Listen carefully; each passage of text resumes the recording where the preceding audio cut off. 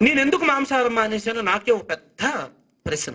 మాయ లేదు, మంత్రం లేదు, ఏమి చెప్పలేదు, హ్యావ్ టు హ్యావ్ అని ఏమి చెప్పలేదు. నేను చేసిన చిన్న ధ్యానానికి కొన్ని ఏదో అయిపోయిందంటే అంత అవకాశం లేదు. ఎందుకు మానేశాను అబ్బా అని చూస్తే పుస్తకాలు ఏమైనా చదివితే తెలుస్తుందేమని అప్పటికే సారిచ్చిన పుస్తకాలన్నీ నేను ఇలా చూస్తే ప్రతి పుస్తకం ఎంత ఉండే. అంత చదివితే మనం ఇందులోకి ఎందుకు వస్తాం, ఏ వచ్చేస్తాం.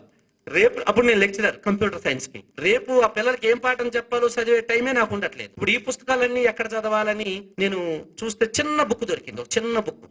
ఆ బుక్ మీద ఒక పక్షి ఎగురుతుంది. అమ్మయ్య, ఇందులో ఉంటదేమో, ఈ పక్షిని చంపుకొని తినొచ్చో తినకూడదు, బాగా తినొచ్చేమో. జొనాథన్ లివింగ్స్టన్ సీగల్, అది 40-50 పేజీలు. అది తీయడానికి కూడా ఒక కారణం, ఉన్న పుస్తకాల్లో చిన్న సైజు బుక్. సరే ఏం మంత్రం ఉంటది ఏమో చూద్దామంటే ఆ బుక్ నేను పడుకొని చదవడం నాకు అలవాటు పుస్తకాలు. ఎందుకంటే చదువుతూ చదువుతూ దాన్నే మొహం మీద పెట్టుకుంటాం, వెంటనే నిద్రలోకి వెళ్ళిపోతాం. ఫస్ట్ టైం నిద్ర రాకుండా బుక్ని 40 పేజీలు 50 పేజీలు చదివేశాను. ఏదో తెలియని ఉత్సాహత, ఒక ఒక ఒక పుస్తకాలు ఎలా ఉంటాయా, పుస్తకాల్లో ఏదో ఉందబ్బా, ఇందులో ఎవరో మనిషితో మాట్లాడుతున్నట్టుంది, ఎంత గొప్పగా ఉంటుందో పుస్తకం అని మళ్ళీ కూర్చొని చదివాను.